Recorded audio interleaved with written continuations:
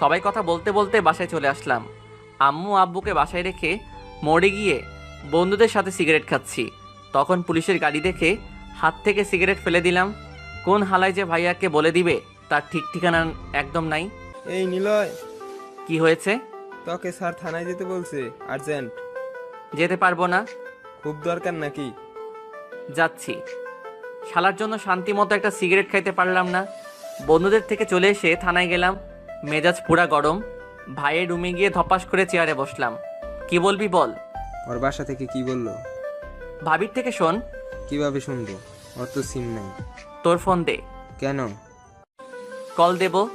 কাকে? তোর শ্বশুরকে শালা ফোন দে। ভাইয়ার থেকে ফোন নিয়ে জান্নাতের নাম্বারে কল দিয়ে স্পিকার অন করে ভাইয়ার দিকে এগিয়ে দিলাম। শালা লুচু বদমাইশ কুত্তা, তোরে বলছি না এই নাম্বারে আর কল দিবি না। ওই সেমরি, মুই কেটা চিনস? তুই কেডা?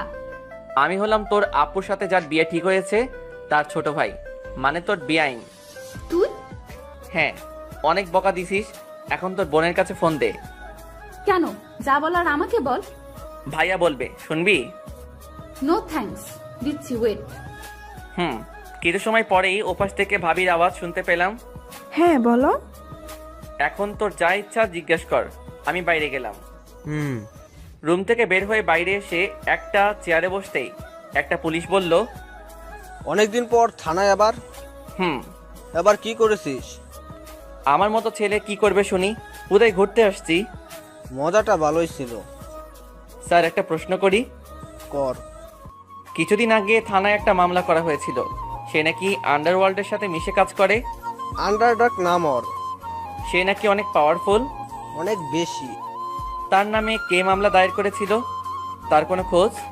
যেদিন আন্ডারডগের নামে মামলা করে তারপর দিনই তার লাশ জেনে পাওয়া যায়। কাজটা তাহলে ওর কাজ? হুম। তুই এইসব জেনে কি করবি? এমনি জেনে রাখা ভালো। হুম, বাট বাইরে ভুলেও এই আন্ডারডগের নাম মুখে আনবি না। রাকিব ভাইয়ের সাথে কিছু সময় কথা বলার পর ভাইয়া রুম থেকে বের হয়ে আসলো। কি কথা বলছিস? এমনি টুকটাক। এখন বাসায় যা। টাকা দে গাড়ি ভাড়া। বাইক আছে, নিয়ে যা। ওকে। থানা থেকে বের হয়ে বাইক নিয়ে সোজা বাসায় আসলাম। এইভাবে অনেক কয়েকটা দিন অতিবাহিত হলো। ভাইয়ার বিয়েও ঠিক হয়ে গেছে। মাত্র কয়েকদিন পর বিয়ে। বাসায় আগে থেকেই সব সাজানো হয়েছে। পুলিশ অফিসারের বিয়ে বলে কথা। সকালে আম্মুর ডাকে ঘুম থেকে উঠে ফ্রেশ হয়ে নিলাম। আজকে পাগলা পুলিশের বিয়ে। বাসায় কম বেশি অনেক মেহমান আসছে। ভাইয়ার তেমন কোনো বন্ধু নেই। যা দু একজন আছে তারা আসছে। দুপুরবেলা সব নিয়মকানুন মেনে বিয়ের গাড়ি ছাড়লো। আমি এবং আমার হারামি বন্ধুদের জন্য বাস। যদিও এটা নিয়ে আমাদের কোনো মাথা ব্যথা নাই। বাস হোক বা মাইক্রো, বাসে বসে বসে সবাই কথা বলছি। তখনই আবরাব দাঁড়ালো। হ্যালো গাইস, তোর কি হলো? আজকের এই খুশির দিনে সবাইকে একটা সত্যি কথা বলার জন্য দাঁড় হয়েছি। কি সত্যি কথা? আবরাবের বিয়ে ঠিক হয়েছে। ও শালা, কার সাথে হলো? আরে এটা না, তাহলে কি? আমি আমেরিকায় যাচ্ছি কেন? কিছু কাজের জন্য। আসবি কবে? 2 মাস তো লাগবে। ও। তারপর সবাই কথা বলতে বলতে ভাবিদের বাসায় চলে আসলাম। বাসার ছাদে কয়েকটা বন্ধু কথা বলছি। তখন জান্নাত আসলো। জান্নাতকে এখানে দেখে রাফি, জয়, রাহুল হা করে তাকিয়ে আছে। জান্নাত, তুমি এখানে? আমার বাসা আমি থাকবো না তো কে থাকবে? তাহলে অরিতা ভাবি তোমার? হ্যাঁ, আমার আপু। কেন, সমস্যা তোদের? উফ, একদম না। সাইফ তোকে নিচে রাখছে। চল।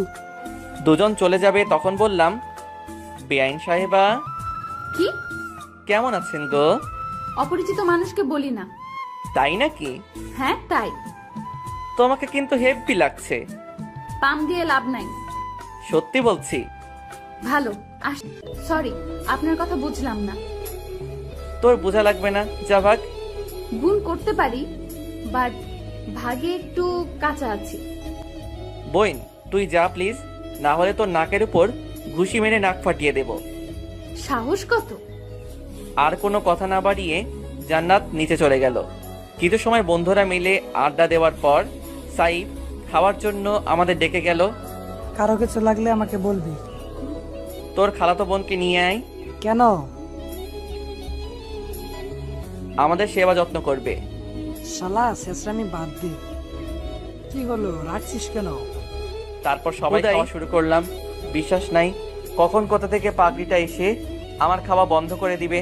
খাওয়া শেষ করে ভাবিদের বাসার নিচে বাগানে সবাই মিলে বসে কথা বলতে লাগলাম। হঠাৎ করে জান্নাত আসলো। কি করছেন সবাই? লুডো খেলবেন? খেলতে তো ইচ্ছাই করে, বাট আপনাদের গ্রুপের একজনকে দেখি ইচ্ছা নাই। ইচ্ছা কোথায় গেছে? সব সময় ছ্যাঁচড়ামি করেন কেন? আমি ছ্যাঁচড়া? হ্যাঁ, অনেক বড়। তাহলে তুই কি? নিলয়, সবাই দেখছে, ছাড়ো। যদি না ছাড়ি? অনেক খারাপ হবে। তোমার এখানে মিষ্টি দিতে ইচ্ছা করছে। আমাকে ছাড়তে বলছি নিলয়। চুপ। জান্নাতের ঠোঁটের দিকে নিজ ঠোঁট নিয়ে যেতেই ঠাস করে একটা মেরে দিল। জান্নাতকে কিস করতে যাওয়ার আগেই ঠাস করে মেরে দিল। সবার সামনে এভাবে থাপ্পড় দেওয়া একদম সহ্য হচ্ছিল না। কম বেশি সবাই আর চোখে তাকিয়ে আছে। জান্নাত মুখে হাত দিয়ে চুপ করে আছে। আমি নিজেও কিছু বলতে পারছি না, শুধুমাত্র গালে হাত দিয়ে দাঁড়িয়ে আছি। সাইফ উঠে আমাদের কাছে আসলো। জান্নাত, তুই ওকে মারলি কেন? কি হলো, কথা বল।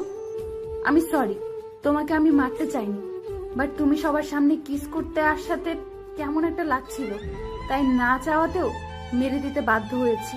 প্লিজ আমাকে মাফ করে দাও। তুই জান্নাতকে কিস করতে চাইছিলি মানে? সাইফকে কিছু না বলে সেখান থেকে চলে আসতে লাগলাম। চাই না বিয়ে বাসায় এমন কোনো সিন ক্রিয়েট হোক যেটা করলে সবার মন খারাপ হয়ে যাবে। কোথায় যাচ্ছিস? এখানেই। আমার উত্তর দিয়ে যা। বন্ধুরা সবাই চলে আসছে। কি হলো বল, কেন তুই ওর সাথে এমনটা করতে চাইছিলি? সরি। নিলয়, তোকে আমি অনেক ভালো মনে করতাম, আর তুই এমন হবি কখনো ভাবতেও পারিনি। কি হয়েছে সাইফ? নিলয় আমার খালাতো বোনকে কিস করতে গেছিল। তো তো মানে? তোর বোনকে যদি কেউ কিস করে কেমন লাগবে? ভালো লাগবে, তাই না? সাহেব আস্তে কথা বল, সবাই দেখছে। দেখতে দে। শালা, তুই তো আগে কখনো এমন ছিলি না, তাহলে আজ কেন তুই আমার বোনের সাথে এমন করতে আসছিলি? হ্যাঁ, জানাত আমার খালাতো বোন, বাট বোন তো।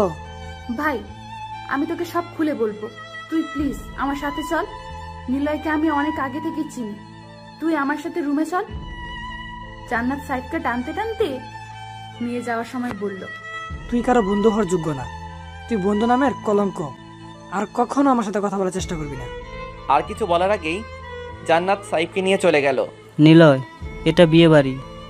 তোর আর জান্নাতের সম্পর্ক কেউ জানে না, আর তোদের বাসা থেকে মেনে নিবে কিনা সেটাও জানি না। তোদের দুজনের সম্পর্ক কি ঠিক বুঝলাম না। দুজন দুজনকে লাভ করে। তুই জানলি কি করে? আমি তো আসলে হ্যাঁ, মনে পড়েছে, আমাকে কল দিয়ে নিলয় বলেছিল। ও, এসব ভালো লাগছে না। চল ওখানে বসি। না, আমাকে যেতে হবে। কোথায় যাবি? আরেকটা মায়ের কাছে।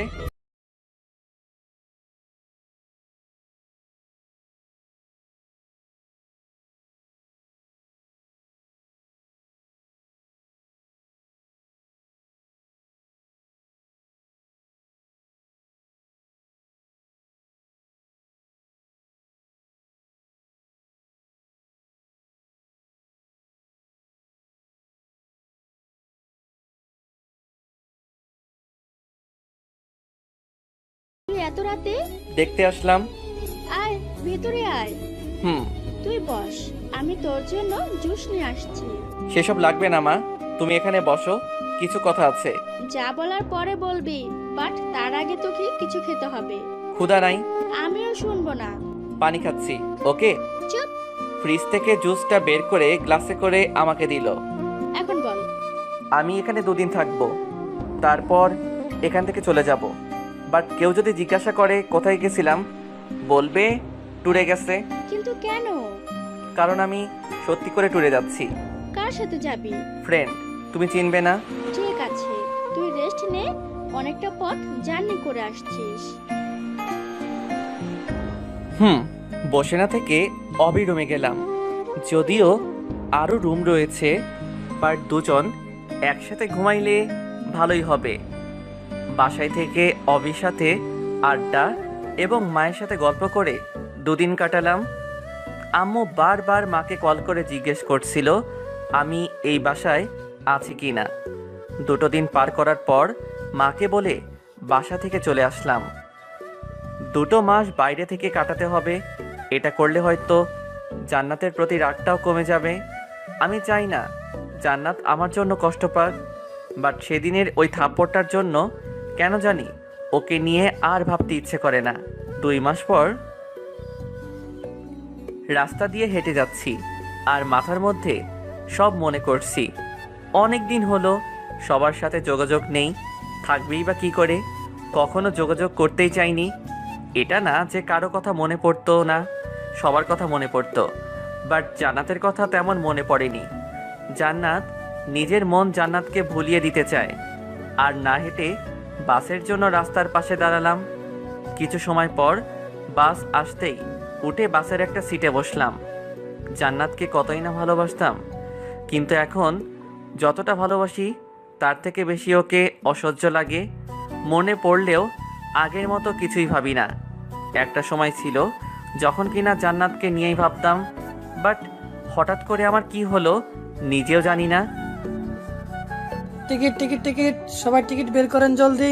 হঠাৎ বাস কন্ডাক্টরের আওয়াজ শুনে নিজেকে স্বাভাবিক করলাম। ভাই আপনার টিকিট। এখনকার একটা 350 টাকা। মাথাটা সিটের সাথে হেলান দিতেই বাস আবার থামালো। প্রায় 5 মিনিটের মতো বাস দাঁড় করিয়ে রাখার পর পুনরায় চলতে শুরু করলো। হঠাৎ কোথা থেকে একটা মেডিকেল ড্রেস পরা মেয়ে গাড়িতে উঠে আমার পাশের সিটে বসলো। আমাকে জানালার কাছে বসতে দিবেন প্লিজ? শিওর। সিট থেকে উঠে ওনাকে বসতে দিয়ে অন্য সিটে বসলাম। ধন্যবাদ। হাই, আমি দীপা। আমি নিলয়। কি করেন আপনি? পড়াশোনা। আপনি? আমিও মেডিকেল স্টুডেন্ট। গুড। আপনার জিএফ আছে? কেন? না মানে আপনাকে দেখে অনেক মনমরা মনে হচ্ছে, হয়তো জিএফ প্যারা দেয়। জিএফ ছিল, বাট অনেকদিন আগে ব্রেকআপ হয়ে গেছে। ও, আমার বিএফ আছে, যদিও সবসময় আমি নিজেই প্যারা দেই, বাট বেচারা কিছুই বলতে পারে না। কেন? কারণ ও আমার মামাতো ভাই, ছোট থেকে আমাদের বিয়ে ঠিক হয়ে আছে। গুড। দীপার সাথে কথা বলে বুঝলাম মেয়েটা অনেক মিশুক, ফ্রি হয়ে কথা বলতে পছন্দ করে। 5 ঘন্টার জার্নিটা না হয় মেয়েটার সাথে আড্ডা দিয়েই যাওয়া যাক। তোমার বাসায় কে কে আছে?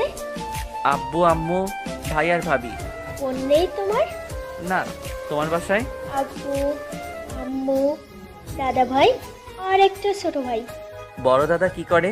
একটা ফার্মেসি চালান, আর ছোট ভাই ক্লাস 9-এ। ও। দীপার সাথে কথা বলতে বলতে আমার গন্তব্যস্থলে চলে আসলাম। সাবধানে যেও। আর তোমার সাথে পরিচয় হয়ে অনেক ভালো লাগলো। আমারও। আল্লাহ হাফেজ। আমি হিন্দু। তোমার দাদা বলাতেই বুঝতে পারছিলাম। সাবধানে যেও। তুমিও? দীপাকে বিদায় জানিয়ে রিক্সা নিয়ে বাসার উদ্দেশ্যে রওনা দিলাম। অনেকদিন পর আবার বাসায় আসছি। বাসার সামনে আসার পর রিক্সাওয়ালাকে ভাড়া দিয়ে বাসার কলিং বেল বাজালাম। কয়েকবার বাজানোর পর ভাইয়া দরজা খুলে দিল। তুই? মা বাবা বাইরে আসো, তোমার গুণধর ছেলে ফিরে আসছে। এত চেঁচানোর কি আছে?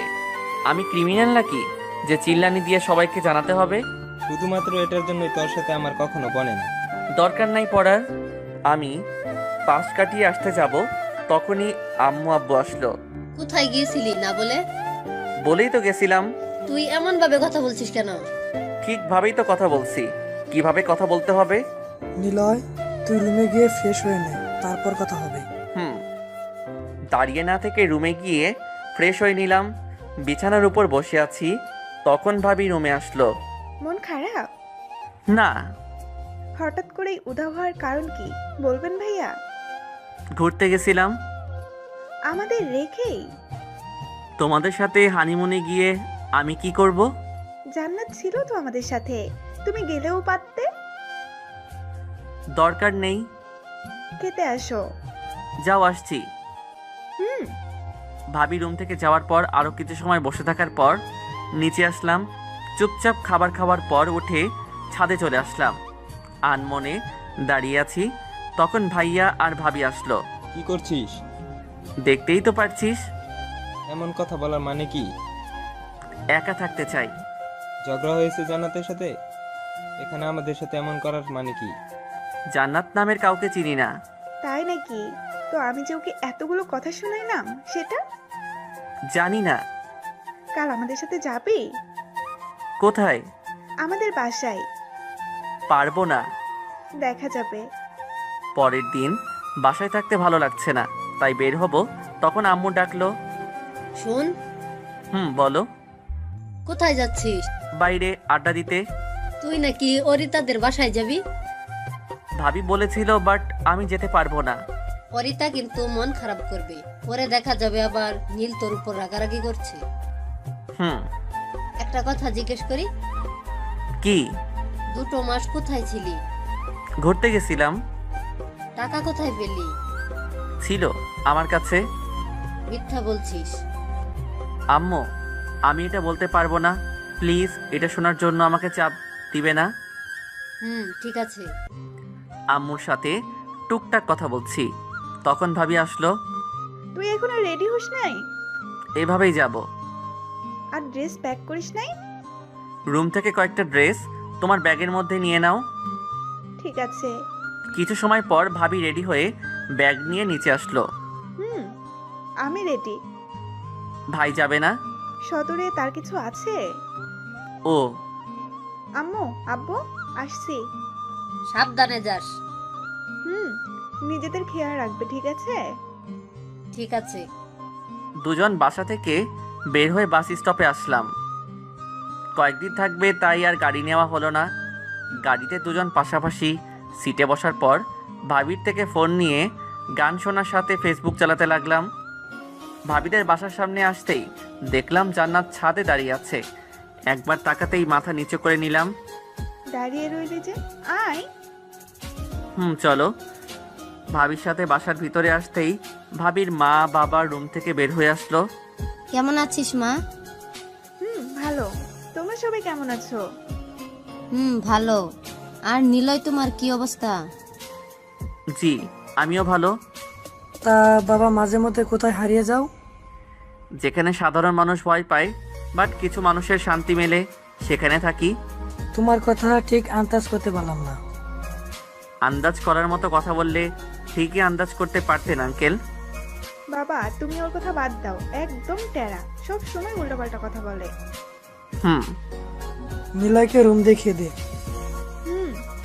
ভাবির সাথে উপরে গিয়ে একটা রূপ দেখিয়ে দিল। তুই গিয়ে ফ্রেশ হয়ে নে। ঠিক আছে। আর শোন, বলো। বাবা মায়ের সাথে অমন করিস না। ঠিক আছে। যা, ফ্রেশ হয়ে নে। ভাবি যাওয়ার পর রুমে গিয়ে ফ্রেশ হয়ে বাথরুমের বাইরে আসতে দেখলাম জান্নাত বিছানার উপর বসে আছে। কেমন আছো? কিছু বললাম না। রেগে আছো? আপনি কে? দেখো, আমি কিন্তু মজা করছি না। প্লিজ ভালো করে কথা বলো। রুম থেকে বের হ। আবার? এটাই আমার ভালো করে কথা বলা বোঝায়। আমি কিন্তু রেগে যাচ্ছি। আউট। এইটুকু বলতেই রুম থেকে চলে যাওয়ার জন্য ঘুরতেই শার্ট খুললাম। হঠাৎ করে কারো হাতের স্পর্শ পেলাম। আচমকা ঘুরে দেখলাম জান্নাত অপরাধীর চোখে তাকিয়ে আছে। তুই যাস নাই? তোর পিঠে এগুলো কি? কই কিছু না তো। একদম মিথ্যা বলবি না। বল, এগুলো কিসের দাগ? জানি না, অনেক আগে থেকেই লেগে আছে। কেন মিথ্যা বলছিস? আগে তো কখনো বলিস নাই, তাহলে কেন এমন করছিস? তোর কথা বলা শেষ হলে যেতে পারিস। যাব না। মেজাজ কিন্তু একদম খারাপ করবি না। করলে কি করবি তুই? জান্নাতের কথা শেষ হতেই চুলের মুঠি ধরে মুখটা নিজের মুখ বরাবর নিয়ে এনে বললাম, আজ থেকে 2 মাস আগে খুব তো ভদ্রতা দেখাচ্ছিলি, আজ হঠাৎ এমন করার কারণ কি? সেদিন তোমার ফ্রেন্ড ভুল বুঝেছে, তো আমার কি করার আছে? আমি কি ওকে বলেছিলাম তুমি আমাকে কিস করতে আসছো? কে ফ্রেন্ড? সাইফ। বন্ধু তো আমার না, ওটা তো তোর কাজিন। হয়তো তলে তলে অন্য কিছু হতে পারে। কি বলতে চাইছো তুমি? মানে লাভার। আর পুরোটা না শুনেই আমাকে ধাক্কা দিল, কিন্তু বেচারি হয়তো ভুলেই গেছে আমি ওর চুল ধরে আছি, যার ফলস্বরূপ চুলে টান লেগে ফ্লোরে পড়ে গেল। অনেক শক্ত করে ধরেছিলাম, হয়তো একটু বেশি ব্যথা পেয়েছে। তুই কখনো আমাকে বুঝবি না। যাকে এত লাভ করি আজ সেই বলছে আমি আমার আন্টির ছেলের সাথে রিলেশনে আছি। কি ভাবিস নিজেকে? তুই নিজেকে কি ভাবিস? খুব সুন্দর একটা মেয়ে। আরে তোর জায়গা যেই থাকতো তাকে এতটা ভালোবাসতাম। তুই ভালোবাসার কি দিয়েছিস? সবাই ভালোবাসা পাওয়ার জন্য কষ্ট পায়, আর তোকে এত ভালোবাসার পরেও পেয়েছি শুধু অবহেলা। জান্নাতের দিকে লক্ষ্য করে দেখলাম কান্না করছে। জানিস বালের এই কান্না করতে। আমি সবকিছুর জন্য সরি। চলো না আবার নতুন করে শুরু করি। নতুন করে? সেটাও আবার তোর সাথে? আমাকে কি তোর পাগল মনে হয়? আমরা আর কখনো এক হতে পারবো না। কেন পারবো না? আমি চাই না। প্লিজ। ভাবিকে বলে আমার ড্রেস নিয়ে আয় একটু। হুম। রুম থেকে বের হয়ে গেল। প্রতিটা মানুষের জীবনে একটা সময় থাকে, খুব কাছের মানুষ অনেক ভালোবাসে, বাট সেই সময়ে তারা ভালোবাসার আসল মর্যাদা দিতে পারে না। যখন ভালোবাসার মানুষটার মনটা বিগড়ে যায় কিংবা মনটা তার প্রতি ভেঙে যায়, তখন আর সেই ভালোবাসা দেখাতে পারে না। হয়তো আমার ক্ষেত্রেও ঠিক এটাই হয়েছে। একসময় পাগল ছিলাম, আর এখন সাধারণ মানুষ, যার মনে নেই কোনো ভালোবাসার ছিটে ফোটা। এসব ভাবতে ভাবতেই জান্নাত ড্রেস নিয়ে রুমে এসে দরজা বন্ধ করে দিল। ধন্যবাদ। প্লিজ নিলয়, আর একবার আমাকে সুযোগ দাও। আর কখনো তোমার সাথে খারাপ করব না। সরি। প্লিজ। ছাড় আমাকে। না, ছাড়বো না। লজ্জা লাগে না অপরিচিত মানুষকে এভাবে জড়িয়ে ধরতে? তুমি আমাকে। মারলাম, তবে তোর তো তেমন কিছু হয়নি। যখন আমাকে সবার মাঝে অপমান করেছিলি, শুধু মানুষজন না আমার বন্ধুদের সামনে অপমানিত করেছিস, তখন আমার কেমন লেগেছে? কিছু না বলে চুপ করে আছে। নিলয়, খেতে আয়। আসছি। তাড়াতাড়ি। একটা টি শার্ট পরে বাইরে আসতে যাব, তখন ছ্যাঁচড়ার মতো জান্নাত আসতে লাগলো। তুই আগে যা। তুমি চলো।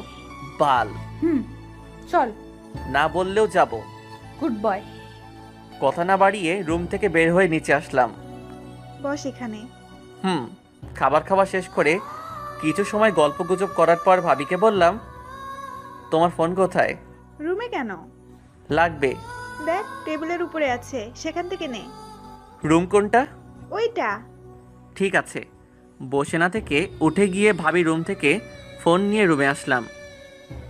বিছানার উপর শরীরটা এলিয়ে দিয়ে ইউটিউব থেকে গান শুনতে লাগলাম। ক্লান্ত থাকার জন্য অনেকটা ঘুম পাচ্ছিল, তাই পাশে ফোন রেখে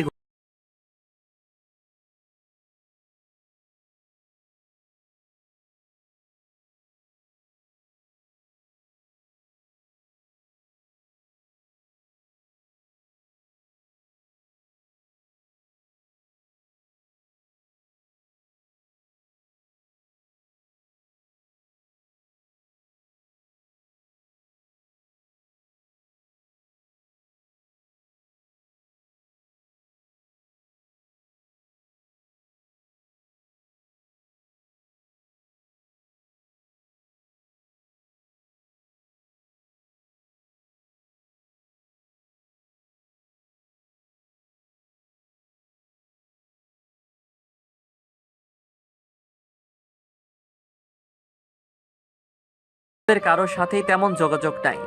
যদিও ইচ্ছা ছিল, বাট সাইফের জন্য আর সেটা সামান্যতম ইচ্ছা নাই। হঠাৎ করেই কেউ পেছন থেকে জড়িয়ে ধরা দেখে প্রথমে ভয় পেলেও পরে ঠিকই বুঝলাম এখানে জান্নাত ছাড়া কেউ করবে না। তখনও চুপচাপ দাঁড়িয়ে আছি। কি করো এখানে? বিরক্তিবোধ লাগছে। তো ছাড় সেমনি। যদি না ছাড়ি? বাবা মা মাংস খাওয়ায় নাই, মানুষের মাংস খাস? না গো, বাট বিয়ের পর দুজন একসাথে খাবো। তোর সাথে জীবনেও বিয়ে হবে না। দেখা যাবে।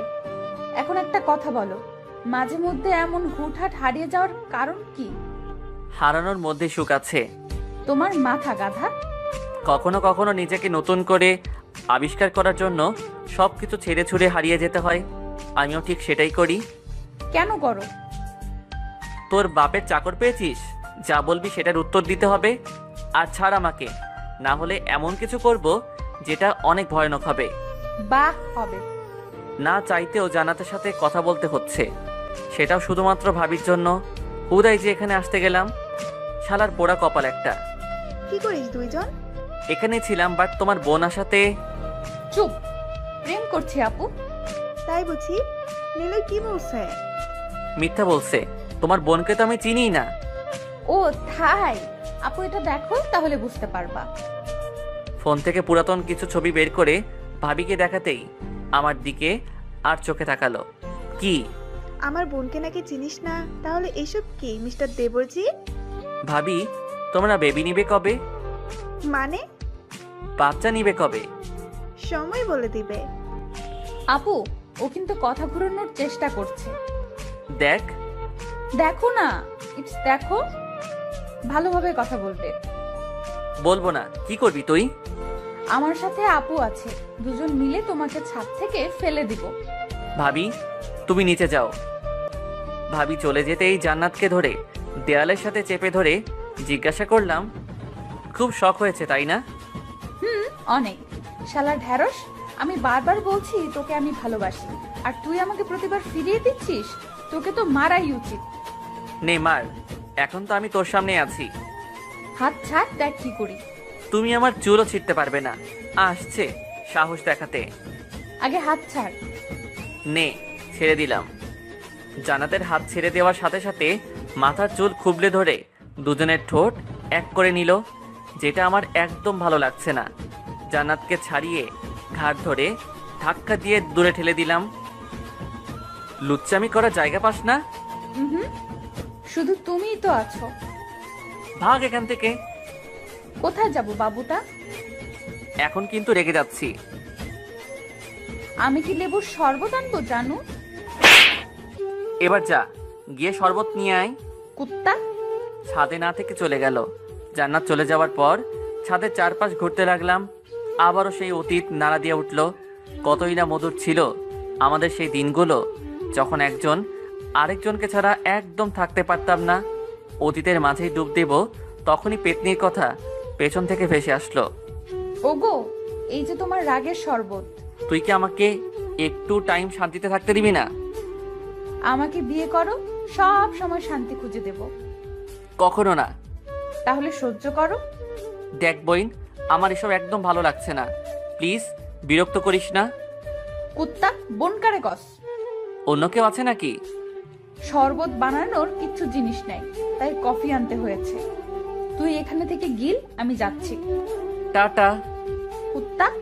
এটুকু বলেই ছাদ থেকে চলে গেল। আমিও আর ছাদে না থেকে নিচে চলে আসলাম। পরের দিন রুমে বসে আছি, তখন জান্নাত রুমে এসে দরজা বন্ধ করে দিল। দরজা বন্ধ করার কি দরকার?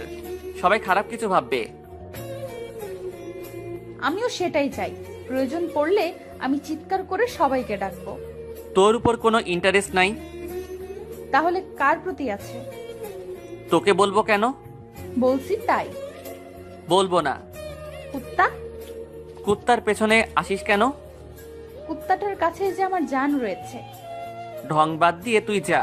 হাত ধরে টেনে রুমের বাইরে বের করে দিলাম। বিছানার উপর বসতেই আবার রুমে আসলো। ছেঁচড়া যাকে বলে। রেজাল্ট দিছে কলেজে। তো আমি এবার 3rd হয়েছি। তাতে আমার কি? আর তুমি 15তম।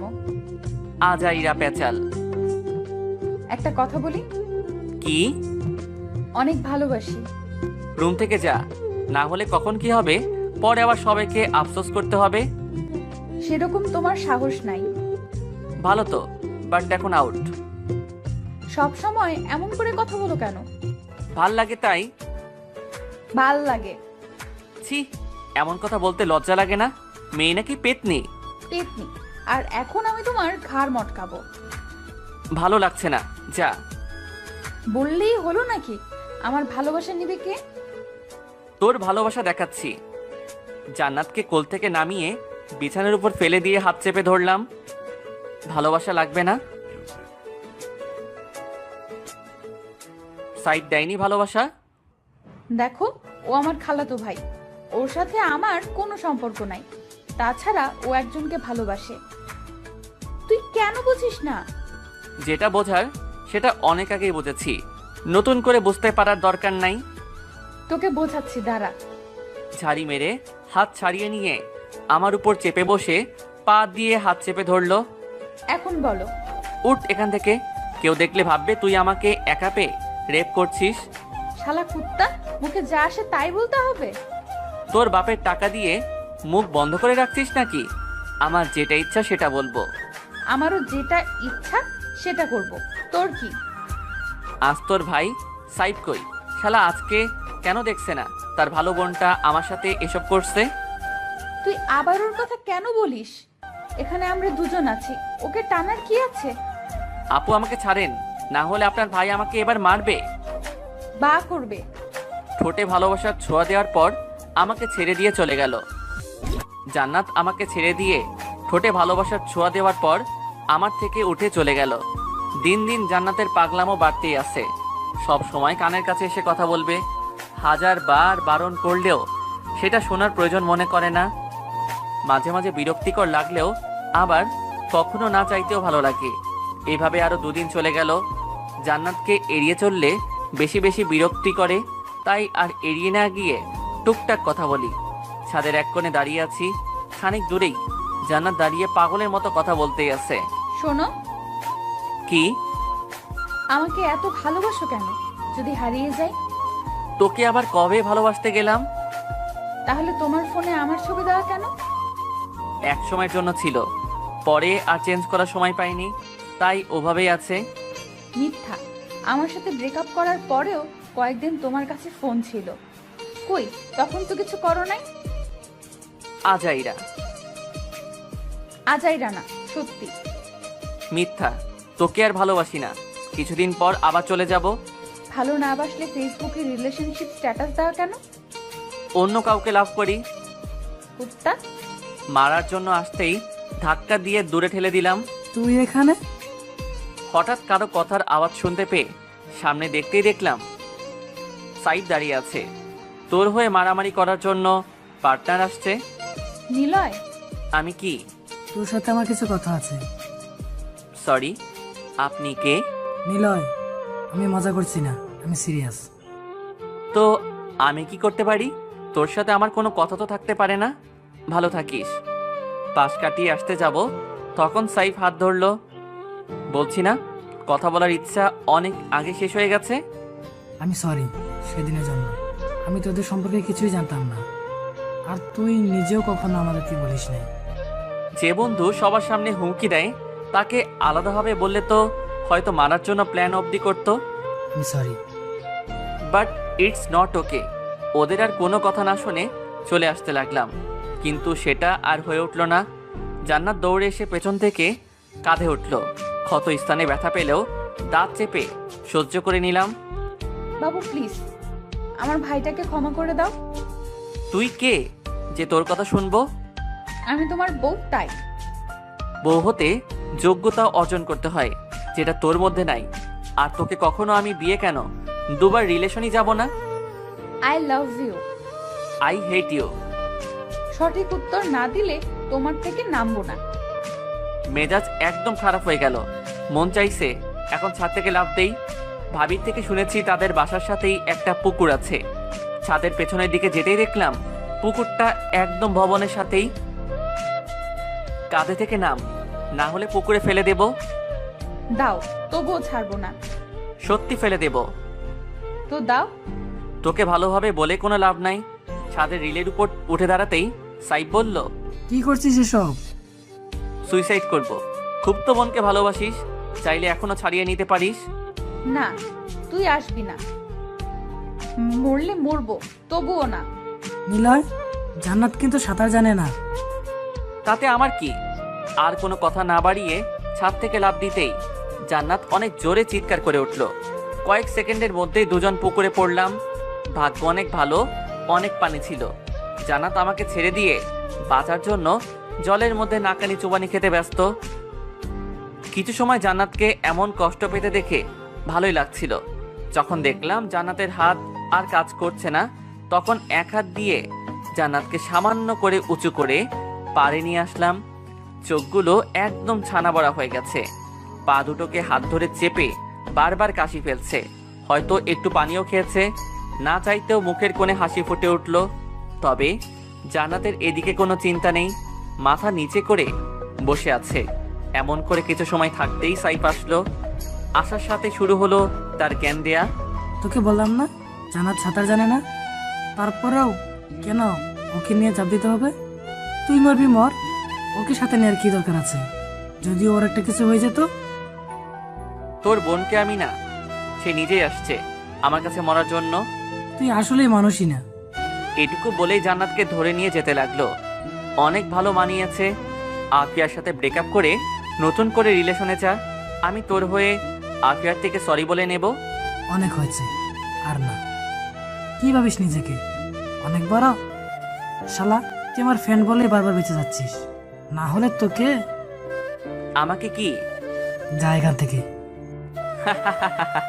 আমার দিকে আর না ফিরে ওরা দুজন চলে গেল। বাইরে না থেকে বাসার ভিতরে গিয়ে দেখলাম সবাই জান্নাতকে ঘিরে রাখছে। রুমে যাওয়ার সময় কিছু একটা কথা কানে আসতেই থেমে গেলাম। তুই সাঁতার না জানার পরেও কেন পুকুরে যাস? ওর ইচ্ছে তো পুকুরে পড়ে নাই, মানে? ওকে নিয়ে পুকুরে ঝাঁপ দেওয়া হয়েছে। কে সে? এ আবার আমার জামাইয়ের ছোট ভাই। নিলয় তুই এখানে? তোমার খালাতো ভাইয়ের কথা শুনছিলাম। আমার সাথে চল। হাত ধরে উপরে যাওয়ার সময় জান্নাত বলল, নিজের বোনকে রেখে ওই ছেলেটার যত্ন নেওয়া হচ্ছে, তাই না? নিলয় আমার দেবর হয়। ওর কোনো সমস্যা মানে আমার পরিবারের, আর আমার পরিবার মানে আমার। তুই ওই ছেলের জন্য আমাদের পর করছিস? কাউকেই পর করছে না। নিলয়ের সাথে আমার কথা আছে, তাই তো ড্রামা বাদ দিয়ে চুপ করে থাক। তুই অচেনা ওই বাজে ছেলের জন্য তুই আমাকে অপমান করে কথা বলছিস? নিলয় অচেনা বাজে ছেলে না। নিলয় বলতে গেলে আমার ছোট ভাই, আর ওকে কেউ কিছু বললে তাকে আমি ছেড়ে কথা বলবো না। আর কখনো যদি ওকে বাজে কথা বলিস তাহলে আমার থেকে খারাপ অন্য কেউ হবে না। নিলয় চল। হাত ধরে টানতে টানতে রুমে নিয়ে আসলো। ওর সাথে গোসল করে নে আগে। ওকে বাথরুমে নিয়ে গোসল করে প্যান্ট আর টি শার্ট পরে বাইরে আসলাম। কি হয়েছিল? আসলে ভাবি ওর কোনো দোষ নেই, আমি নিজেই ওর সাথে বাজে ব্যবহার করেছি। কি হয়েছিল আমি সেটা জানতে চেয়েছি। প্রথম থেকে খুলে সব ভাবিকে বুঝিয়ে বললাম। তোদের মাঝে সাহেব আসলো কি করে? জানি না, হুট করে ছাদে চলে আসে। ঠিক আছে এখন খেতে চল, তারপর ঘুমাস। খেতে আর ভালো লাগছে না, তোমরা খেয়ে নাও। থাপ্পড় দিয়ে গাল লাল করে দেব। আমার সাথে চল। ভাবি পরে খাবো। স্কুটার চালাতে পারিস? বাইক চালাতে পারি, আর লেডিস বাইক পারবো না। তাহলে চল। কোথায়? আমার ফেভারিট জায়গায়। এখন? না গাধা, চল তোর ভাইকে কল করে ওকে আসতে বলে দেই। ওকে। বসে না থেকে ভাবির পিছে পিছে আসতে লাগলাম। তবে মাথার মধ্যে জান্নাতের কথাগুলো ঘুরছে। হঠাৎ করে এতটা বদলাতে কিভাবে পারে? একটু বেশি ভয় দেখালাম না তো? নিজেই নিজেকে প্রশ্ন করছি, বাট কোনো উত্তর পাওয়ার রাস্তা খুঁজে পাচ্ছি না। হঠাৎ আঙ্কেলের কথা কানে আসতেই ওনার দিকে তাকালাম। কোথায় বের হচ্ছিস? স্বপ্নের রাজ্যে। তাড়াতাড়ি আসিস। ঠিক আছে বাবা। আর মা শোন, হ্যাঁ বাবা বলো। তুই তো জানিস জান্নাত কেমন, তাই বলছি ওর সাথে রেগে না থেকে ইচ্ছে ভেবে ভুলে যা। আমি জানি বাবা। সাবধানে যাস। ভাবির সাথে বাসায় বাইরে এসে স্কুটি স্টার্ট করে বললাম, ভাবি কাল আমি বাসায় চলে যেতে চাইছি। কেন? এখানে কি সমস্যা? কলেজ খুলছে অনেকদিন হলো, এখন তো ক্লাস করতে হবে। তাহলে আমি এক সপ্তাহ ছুটির কি হবে? তুমি থেকে যাও। সেটার দরকার নেই, তুই আর মাত্র 3 দিন থাকবি, তাহলে আমার ছুটিও শেষ হবে, বাসায়ও যাওয়া হবে। ওকে। ভাবির সাথে কথা বলতে বলতে ভাবি স্বপ্নের রাজ্যে আসলাম। যদিও এটার নাম সুইচ গেট, তবে তার কাছে স্বপ্নের রাজ্য কেন সেটা ভাবি বলতে পারবে। দুজন বসে কথা বলার পাশাপাশি বাদাম খাচ্ছি, তখনই পুলিশের গাড়ির শব্দ পেলাম। তোমার পাগল বর ছাড়া অন্য কেউ হবে না? মায়ের খাবি কিন্তু। এত সুন্দর জায়গাতেও তার নাকি পুলিশের ইউনিফর্ম পরে আসতে হবে? দুজনের কথা বলার মাঝে ভাইয়া আসলো। দাঁড়িয়ে রইলি যে? বেঞ্চে গিয়ে বসি। কোনো দরকার নেই, তুই এখানেই বসবি। তুমি ওর মতো হয়ে যাচ্ছ দিন দিন। কোনো সমস্যা নেই, বসো তুমি। না চাইতেও ভাইয়া ঘাসের উপর বসলো। তুই সামান্য এখানে বসতেই এমন করছিস? আর কিছু কিছু মানুষ নিজের জীবনের মায়া ত্যাগ করে দেশের জন্য কত কি করে। কই তারা তো এমন করে না। কারা করে এমন? অনেকেই করে, তোকে বললে যেটা বিশ্বাস করবি না।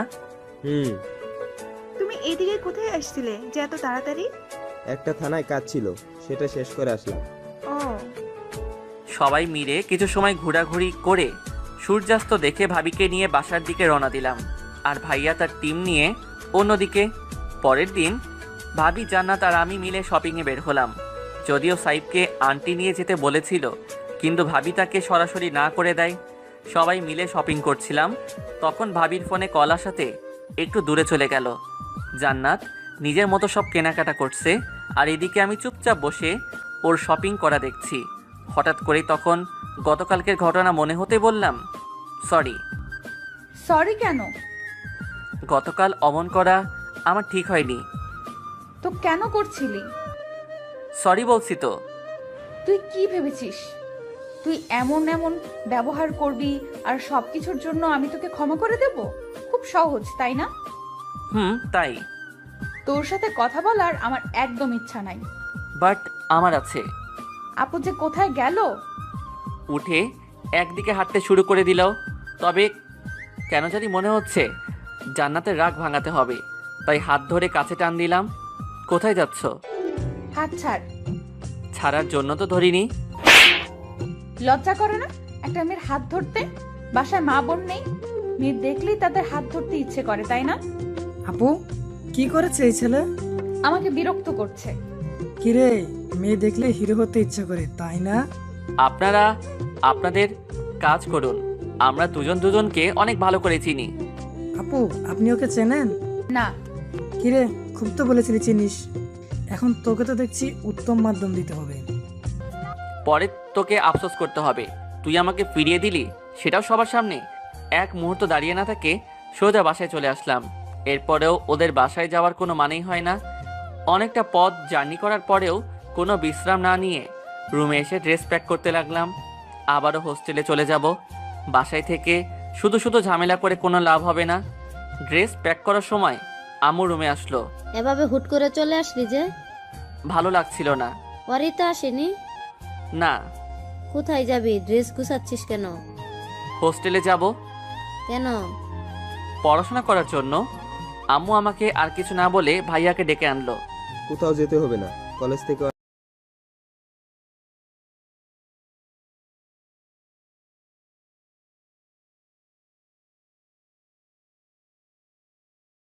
সাথে চল।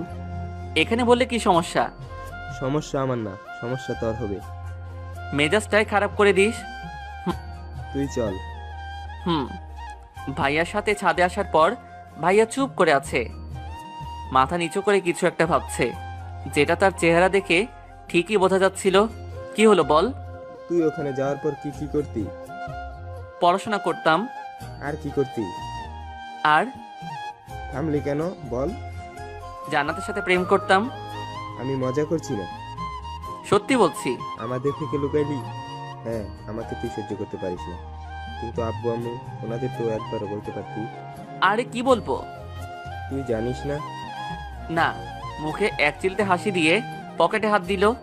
ভেবেছিস আমি কিছুই জানি না, তাই না? কি? কি এটা? তুই কোথায় পেলি? বাংলাদেশ সেনাবাহিনী ক্যাপ্টেন নিলয়। তো তুই এটা কিভাবে পেলি? এত বড় সত্যি কেন আমাদের থেকে লুকাইলি? এটা ভুল আইডি, সেফটির জন্য ফেক আইডি বানিয়েছিলাম। মিথ্যা বলে আর কি হবে? চুপ করে আছি। ইতিমধ্যে কয়েকটা মিশনে কাজ করেছিস, তবে সব থেকে ডেঞ্জারাস ছিল আন্ডারডগকে কিল করে দেশ থেকে মাদকাসক্তি সহ আরো বিভিন্ন দেশদ্রোহী কাজ থেকে রক্ষা করেছিস। তবুও বলবি তুই ফেক আইডি বানিয়ে ঘুরে বেড়াচ্ছিস? আমি পুলিশ, জানি কোনটা ফেক আর কোনটা আসল। আর্মি আইডি কখনো ফেক তৈরি হয় না।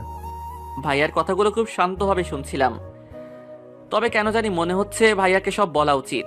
হ্যাঁ, আমি আর্মি, তবে শুধু আর্মি না, আমার নামের আর্মির সাথে বড় একটা উপাধি লাগানো আছে, যেটা কিছুদিন পর উঠে যাবে।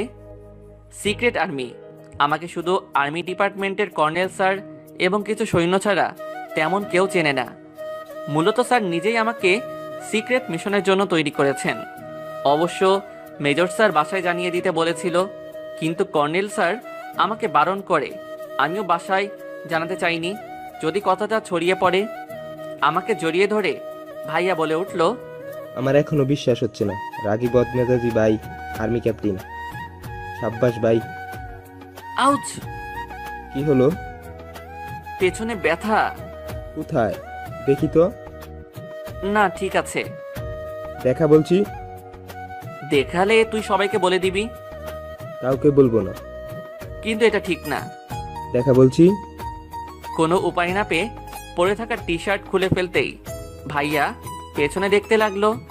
তোর পিছনে বুলেটের দাগ কেন? আমি আর্মি, মিশনে গিয়ে বুলেট খাওয়াটাই তো স্বাভাবিক, তাই না? যদি কিছু হয়ে যেত? দেশের জন্য লড়াই করি, আমাদের প্রাণের বিনিময়ে তো আমাদের মাকে রক্ষা করি ভাই। কর্নেল শাহিনের থেকে তোর সব খবর নিলাম। তুই স্যারের খোঁজ পেলি কি করে? আর স্যার তো বলার কথা না। শাহিনের আমি এক ব্যাচের ছিলাম। ও, এটা পরে নে। ভাইয়ার থেকে টি শার্ট নিয়ে পরে নিলাম। এখন চল। শোন। হ্যাঁ বল। এটা কাউকে বলবি না। তুই দেশকে রক্ষা করিস, আর আমি এটা কাউকে বলতে পারবো না। না পারবি না, আমি সিক্রেট মিশনে আছি, আর মাত্র একটা। এটা শেষ হলেই সবাইকে জানিয়ে দেব। তার আগে তুই কাউকে কিছু বলতে পারবি না। শিকারকে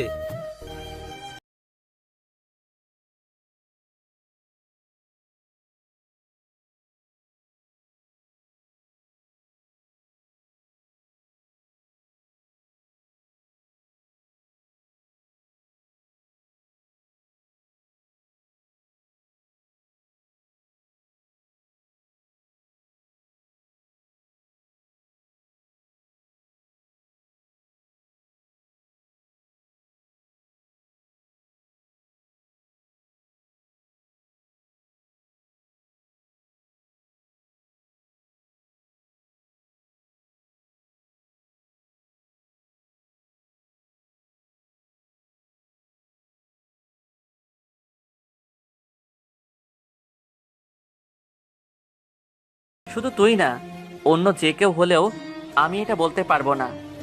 জানি আমি। তাহলে একটা মাস থেকে যা। ভেবেছিলাম আজকে চলে যাব, বাট তুই যেহেতু জেনেই গেছিস তাহলে থেকে যাব। বাট কাউকে কিছু বললে বুঝবি আমার সব শেষ। ভাইয়ের সাথে আরো কিছু সময় কথা বলে দুজনে নিচে আসলাম। ভাইয়া নিজের রুমে যেতেই আমি আব্বু আম্মুর কাছে আসলাম। কি কথা চলছিল? বোঝাচ্ছিল আমি যেন আর হোস্টেলে না যাই। কি ডিসিশন আসলো? পাগলটা সরি বলছে, না থেকে কি করব বলো? তোরা ঝগড়া বাদ দিয়ে দে, তোদের মারামারি ঝগড়া দেখতে একদম ভালো লাগে না। আব্বু। কি? আর করব না তো। সত্যি? হ্যাঁ সত্যি। সবাই মিলে কথা বলছি, তখনই ভাইয়া উপর থেকে ফোনে কথা বলতে বলতে নিচে আসলো। এই বাসায় কি কোনো সমস্যা হয়েছিল? কই না তো। অরিতা বলছে কেন চলে আসছিস? তোকে বললাম না হোস্টেলে চলে যাব, সেই কারণে। ঠিক আছে। ভাইয়া ফোনে কথা বলতে বলতে এক পাশে গেল। 2 দিন এইভাবেই কেটে গেল। আব্বু আম্মুর সাথে বসে কথা বলার পাশাপাশি ম্যাপ দেখছিলাম, তবে এটা আব্বু আম্মু কিছুই বুঝতে পারবে না। হঠাৎ করে ধপাস করে ব্যাগ ফেলার শব্দ পেতেই সামনে তাকালাম। দেখি ভাবি রাগী চেহারা নিয়ে তাকিয়ে দেখছে আমাকে। হাই ভাবি যান। আম্মা, তুমি বলে দাও আমি কারো ভাবি হই না, আমাকে যেন এই বাসায় কেউ ভাবি না বলে। আম্মু তুমিও বলে দাও, তাহাকে আমি ভাইয়ের বউ বলেই ডাকবো। চুপ গাদা। তোমরা কেউ আমাকে ভালোবাসো না, ও তোমাদের সামনে আমাকে রাগাচ্ছে আর তোমরা দুজন চুপ করে আছো। তুই এখানে বস। দাঁড়িয়ে না থেকে আমার আর আম্মুর মাঝখানে বসলো। তুই এখানে বস।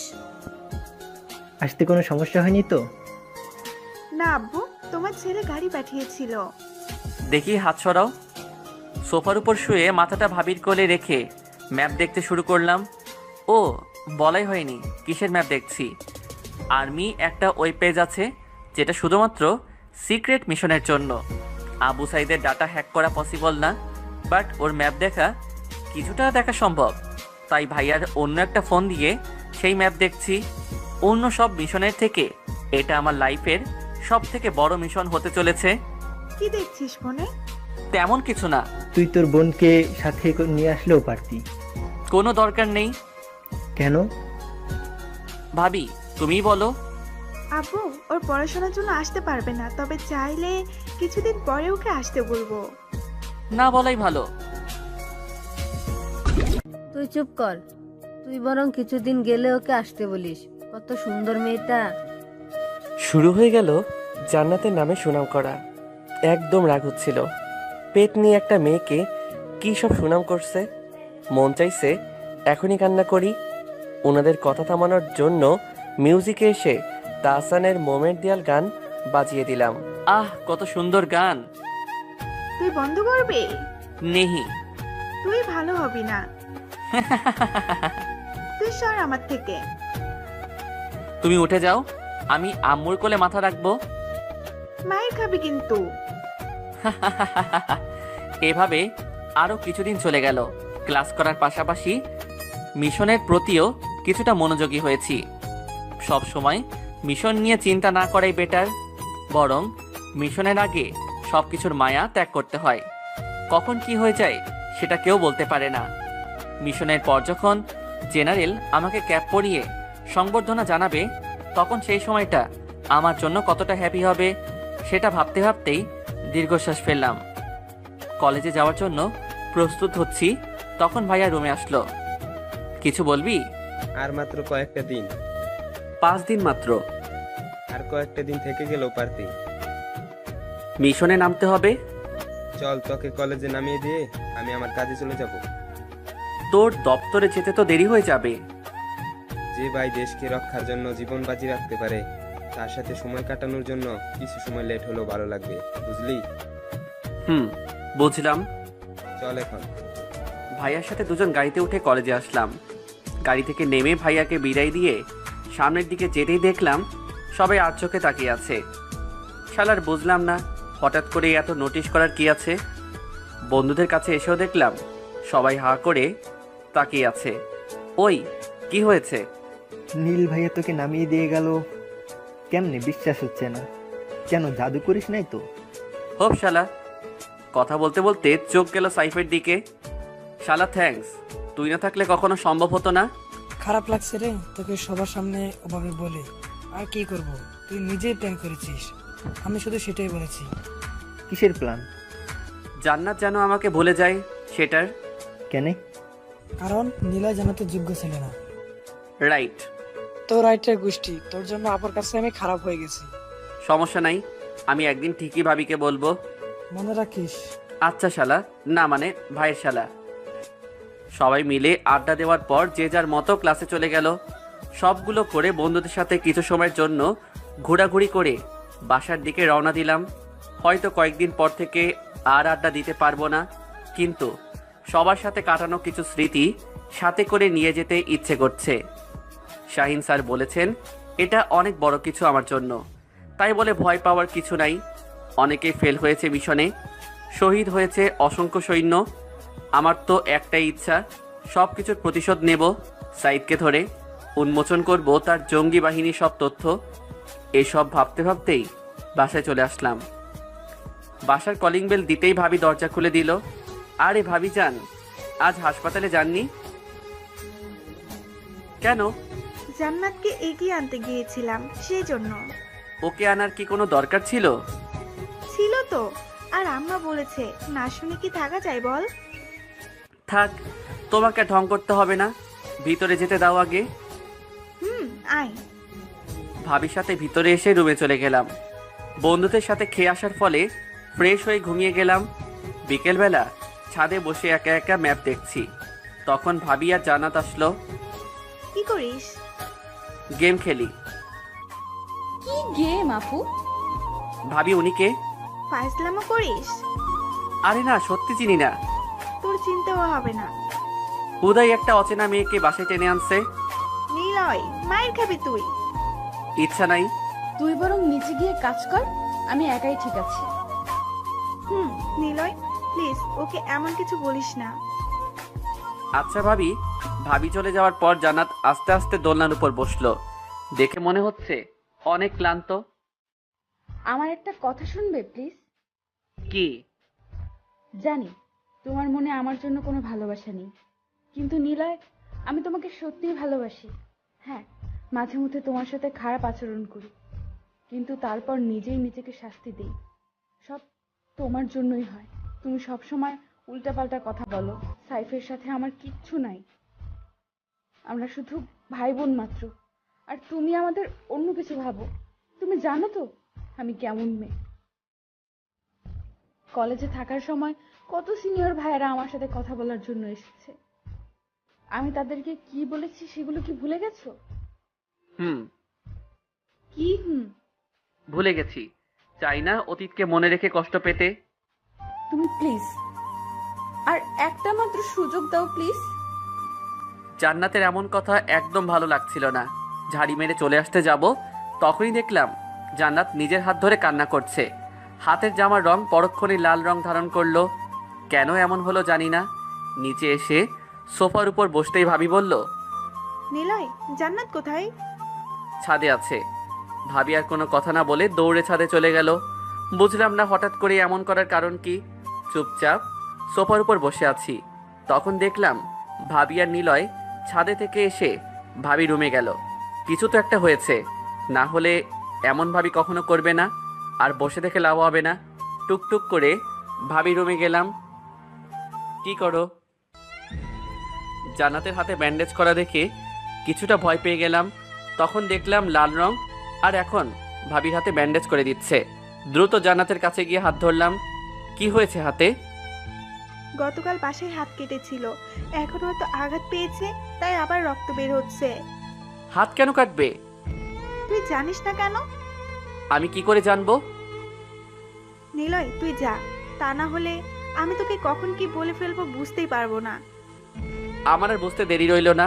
জান্নাত অন্য কোনো কারণ না, বরং আমার জন্যই হাত কাটছে। অনেক বেশি ক্ষত হয়েছে, প্রচুর রাগ হচ্ছিল, কিন্তু ভাবি পাশে থাকার জন্য কিছু বলতে পারছিলাম না। কি হলো, যা। না। কেন? আমি থাকবো। আপনি যান প্লিজ। তাড়াতাড়ি ব্যান্ডেজ করো। তোকে বলতে বলছি। না, বাট তাড়াতাড়ি করো। হুম।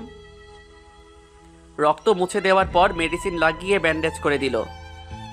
চলো। চলো মানে? তোমাকে বলিনি তো, জান্নাতকে বলছি। ও যাবে না। তুমি যাবে? না। তোমার 14 গোষ্ঠী যাবে।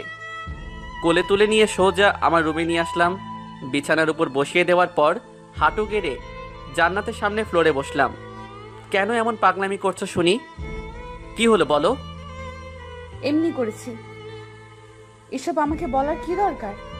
জান্নাত, আমার লাইফ অনেক বেশি ডেঞ্জার। এই লাইফে আসলে তোমাকেও ভয়ের মাঝে কাটাতে হবে। সব মানুষের সামনে ওইভাবে অপমান করেছো, তাই নিজেকে ঠিক রাখতে পারছিলাম না। তাই কাউকে কিছু না বলে বাসায় চলে আসছিলাম। হোস্টেলেও চলে যেতে চাইছিলাম, বাট ভাইয়া আগে থেকে টিসি নিয়ে এখানে সব করেছে।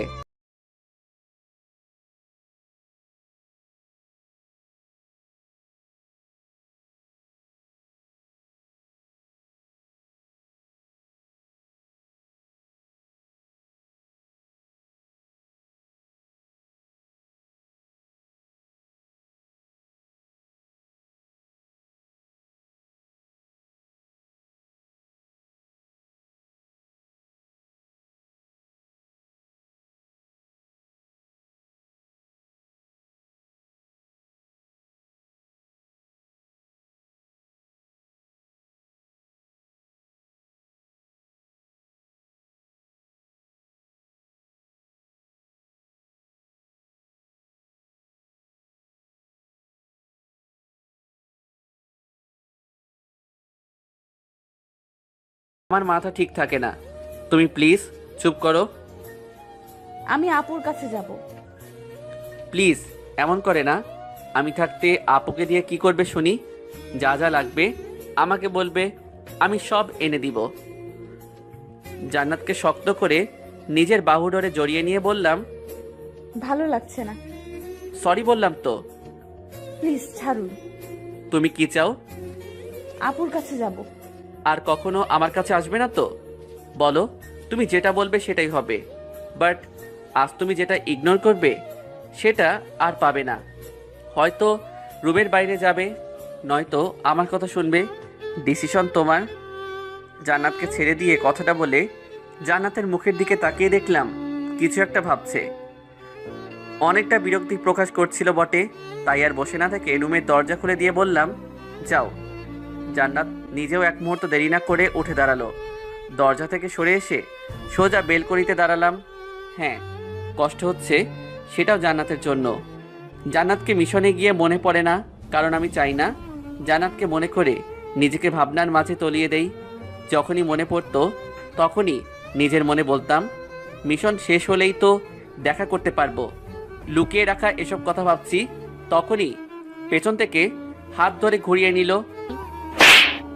কুত্তা, তোর সাহস কি করে হয় আমাকে রুম থেকে বের করে দেয়ার? আমি বের করে দিয়েছি নাকি? তুমি নিজেই তো চলে যেতে চাইলে, মনে করো। বললেই করতে হবে? অনেক ভালোবাসি তাই। জানা আছে কত ভালোবাসিস, আর সাইফের সাথে অনেক ভালোই প্ল্যান করেছিলি আমাকে ভোলানোর জন্য। সাইফের সাথে এক হয়ে উল্টাপাল্টা কাজ করতি। কি ব্যালকনি থেকে সরে এদিকে আয়। ওকে। জান্নাতের সাথে সাথে বিছানার কাছে আসলাম। কান ধর। ওকে। তোর কান। কেন? উঠবস করবি তাই। আমার থেকে তোমার কান বেশি সফট, তাই তোমার কান ধরে উঠবস করি। তুই টিকটক চালাস? না তো। তাহলে এটা জানলি কি করে? কোনটা? বলে গাল দুটো সফট, বাট এটা বলে আর মারে। এখন তুই আমাকে পাম দিচ্ছিস। শালার এত খবর রাখে কি করে? কি হলো? একটা কথা ছিল। কি কথা? আমার একটা বন্ধু অনেক অসুস্থ, চিকিৎসার জন্য নেদারল্যান্ড নেওয়া হয়েছে। আমাকেও যেতে হবে। তুই কেন যাবি? তুমি কি আর কখনো বলা হবে না? বিয়ে কর, বলবো। বিয়ে করা দেরি আছে। আমারও দেরি আছে তোকে তুমি করে বলার। কি একটা প্যারা মাইরি, এতদিনই ভালো ছিলাম, কুত্তিটা আবার প্যারা দেওয়া শুরু করবে। গালি দেয়া হলে এখন কিছু বল। গালি দিতে যাব কেন? গালি দিস নাই? একদম না। তাহলে ঠিক আছে। আমি I love you. I hate you. তাহলে আর কি করা? এই কলেজে আমার একটা ফ্রেন্ড হয়েছে, নাম জেনি, জোশ দেখতে। এখন না হয় ওকে ভালোবাসি বলবো। দাঁড়িয়ে আছিস কেন? যা। যাবই তো। আশেপাশে কিছু একটা খুঁজতে লাগলো, বুঝলাম না কিছুই। হঠাৎ করে কুকুরের মতো কি খুঁজতে আসে। কি খুঁজো? তোর রুমে লাঠি নাই? না, কেন? হারামজাদা, তোকে পিটাবো আমি। বাবু শান্ত হও প্লিজ। না, আমার কথা না শুনলে অনেক খারাপ কিছু করব, যেখান থেকে মানুষ ফিরে আসে না। চুপচাপ খাটের উপরে বসো। কোনো কথা না বলে ধপাস করে বিছানার উপর বসলো। নাকটা বড় হয়েছে। অনেক ভালোবাসি পাগলি। কখনো ছেড়ে যাবে না তো? কি বলবো ভেবে পাচ্ছি না। কি হলো? সবই আল্লাহর হাতে, তবে আমি অনেক চেষ্টা করব এই পাগলিটার হাত ধরে রাখার জন্য। বাসায় বলে বিয়ে করো। দেরি আছে বাবু। ভালোবাসো? তাহলে কোনো ভয় নেই। একটা সময় আসবে যখন আমি আর তুমি অনেক হ্যাপি হব। জান্নাতের কপালে ভালোবাসার পরশ ছুঁয়ে দিয়ে বললাম, এখন ভাবির কাছে যাও। না, এখানে থাকবো। ভাবি অন্য কিছু ভাববে। সব জানি, নতুন করে কি ভাববে শুনি? তুমি সব বলেছো? হ্যাঁ, তো কি হয়েছে? কিছুই না। আমি ঘুমাবো। ঠিক আছে, ঘুমাও, আমি নিচেই আছি। কোনো দরকার নেই, এখন তুমিও আমার সাথে ঘুমাবে। আমার কোনো উপায় না পেয়ে জান্নাতকে জড়িয়ে নিয়ে ঘুমাতে হলো। এইভাবে আরো 3টে দিন চলে গেল। জান্নাতকে আগের মতো করে নিয়েছি, চাই না আমার জন্য ওর কোনো ক্ষতি হোক।